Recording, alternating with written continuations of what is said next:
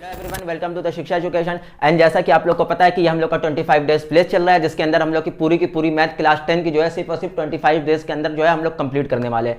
Already 4 video जो है 4 chapter की अपलोड हो चुकी है। अगर उसको आप लोगों ने नहीं देखा है तो डिस्क्रिप्शन लिंक पे जाइए, वहां पे आप लोगों को उसकी लिंक मिल जाएगी, आप लोग उसको देखिए और अपने सारे टॉपिक जो है वो क्लियर करिए। और बेसिकली आज हम लोग शुरू करने वाले एप्लीकेशन ऑफ ट्रिग्नोमेट्री। तो सिंपली इसमें जो है हम लोग को ये बेसिक सम पॉइंट 4 पॉइंट, ये पॉइंट अगर हम लोग को क्लियर है और तो उसके आगे हम लोग को चैप्टर में कोई भी दिक्कत नहीं होने वाली है। Line of site, horizontal level, angle of elevation and angle of depression. तो बेसिकली सबसे पहले समझिए कि लाइन ऑफ साइट होता क्या है। तो बेसिकली सबसे पहले लाइन ऑफ साइट वो होता है जैसे कि कोई ऑब्जर्वर जो है वो ऑब्जेक्ट को, किसी ऑब्जेक्ट को वो देख रहा है, तो ऑब्जर्वर जो ऑब्जेक्ट को देख रहा है उस ऑब्जेक्ट को देखने तक की एक इमेजिनरी लाइन बनती है। उस इमेजिनरी लाइन को जो है लाइन ऑफ साइट कहते हैं। जैसे कि अगर एग्जाम्पल के तौर पे अगर यहाँ पे कोई एक ऑब्जेक्ट है, यहाँ पे एक ऑब्जर्वर है, अब ये ऑब्जर्वर जो है यहाँ पे एक, मान लीजिए यहाँ पे एक पेड़ बना हुआ है और यहाँ पे वो पेड़ को देख रहा है।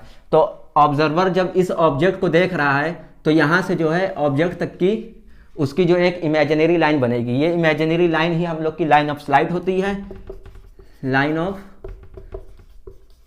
साइट होती है। और इसके बाद जो है यहाँ से जो पैरेलल लाइन जो हम लोग की जाती है, जो पैरेलल लाइन जो है ग्राउंड लेवल के पैरेलल होती है, वो हॉरिजॉन्टल आइज के एकदम स्ट्रेट लाइन में जाती है। जैसे कि मैं यहाँ पे इस पेन को देख रहा हूँ तो ये मेरी जो पेन तक के जो जा रही है ये हम लोग इसको लाइन ऑफ साइट कहेंगे क्योंकि ये इमेजिनरी लाइन है। और इसके बाद जो मेरी एक स्ट्रेट लाइन जा रही है, आइज के एकदम स्ट्रेट जो जा रही है, उसको हम लोग हॉरिजॉन्टल कहते हैं। तो ये बेसिकली एक जो है हॉरिजॉन्टल जो लाइन जाएगी इसी को हॉरिजॉन्टल लाइन कहते हैं। और इसके बाद जो इन दोनों का जो डिफरेंस है इसको जो है हम लोग एंगल ऑफ एलिवेशन कहते हैं। एंगल ऑफ एलिवेशन क्यों कहते हैं? क्योंकि ऑब्जर्वर जो है वो ऑब्जेक्ट को ऊंचाई पे देख रहा है, ऊंचे पे देख रहा है तो एलिवेशन कहते हैं। इसी तरह अगर ऑब्जेक्ट जो है वो अपने ऑब्जर्वर को जो है नीचे देख रहा है, ग्राउंड की तरफ देख रहा है, डाउनफॉल में देख रहा है, तो उससे जो है एक साइड बनेगी, एक इमेजिनरी लाइन होगी जिसको लाइन ऑफ साइट कहेंगे, लाइन ऑफ साइड कहेंगे। एंड ऑब्जर्वर के आई से जो एकदम स्ट्रेट लाइन जाएगी जो कि हम लोग की जो है ग्राउंड लेवल से पैरेलल होती है, ये ग्राउंड लेवल है और यहाँ से इससे जो है ये पैरेलल लाइन होती है। इस पैरेलल लाइन को हॉरिजॉन्टल लेवल कहते हैं। और इस हॉरिजॉन्टल लेवल और लाइन ऑफ स्लाइड के बीच का जो एंगल होता है इसी को एंगल ऑफ डिप्रेशन कहते हैं, एंगल ऑफ डिप्रेशन कहते हैं। तो बेसिकली सिर्फ यही पॉइंट हम लोग को पढ़ना है, इसी टाइप के सारे क्वेश्चन है। तो आइए सीधे सामने लिखा हुआ वो क्वेश्चन है, a circus artist is climbing a 40 metre long rope which is tightly stretched and tied from the top of a vertical pole. तो सबसे पहले हम लोग को क्या दिया है, एक वर्टिकल पोल दिया है। तो आप लोग जो है वर्टिकल पोल एक बना लीजिए, vertical pole to the ground level. तो ये वर्टिकल पोल कहाँ से, ये ग्राउंड लेवल से, ये हम लोग का ग्राउंड लेवल है, ये हम लोग का ग्राउंड लेवल होता है, स्ट्रेट लाइन जो होती है। और इससे जो एक वर्टिकल जो है वर्टिकल पोल है। If the angle made by the rope, यहाँ से लेके ये जो है ये हम लोग की रोप है, यहाँ से एक एंगल बना रहा है जो कि एंगल हम लोग का कितना बना रहा है, रोप with the ground level, level is 30। तो थीटा जो हम लोग का बना रहा है वो 30 डिग्रीज बना रहा है। और उसके बाद जो हम लोग को रोप की जो लेंथ दी हुई है यानी कि लाइन ऑफ साइड जो दी हुई है वो हम लोग को दी हुई है 40 मीटर। तो ये हम लोग का जो हो जाएगा वो 40 मीटर हो जाएगा। अब सिंपली हम लोग जो है यहाँ पे एक नेम इमेजिन कर लेते हैं, एक पॉइंट दे दीजिए ए, बी और सी। तो सबसे पहले हम लोग को इसमें जो फाइंड करना है वो हम लोग को क्या फाइंड करना है, the pole of the vertical pole of the ground, find the height.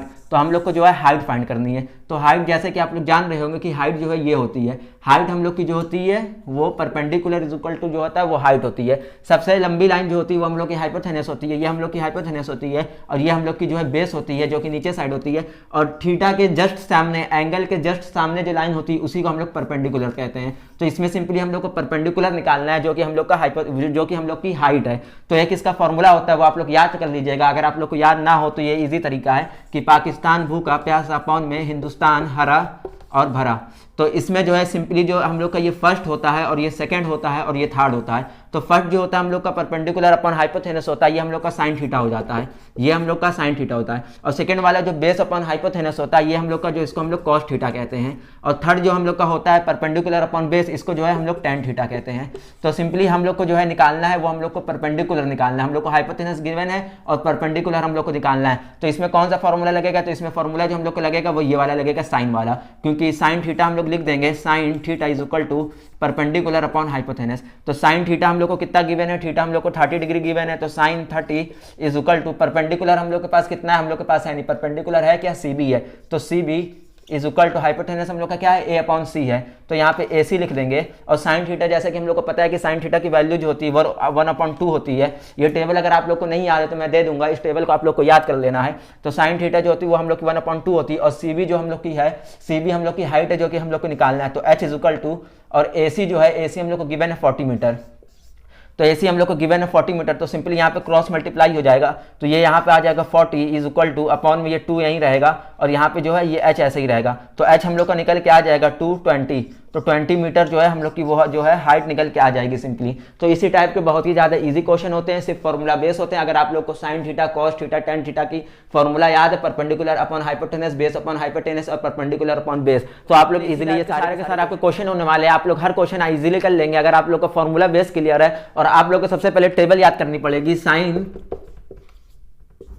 Cos और टेन की, ये 3 की टेबल आप लोग को याद करना बहुत ज़्यादा ज़रूरी है, तभी आप कोई से भी क्वेश्चन कर सकते हैं। इसकी जो टेबल है वो बहुत इजी होती है। आप अगर कमेंट में बोलेंगे अगर आप लोग को याद नहीं हो रही होगी तो आप कमेंट बताइएगा, मैं आप लोग को ये याद करवा दूंगा। बहुत ही इजी और ट्रिक इसकी होती है, उस ट्रिक से मैं आप लोग को ये टेबल जो है वो याद करवा दूंगा। 100% जो है कभी नहीं बोलेंगे।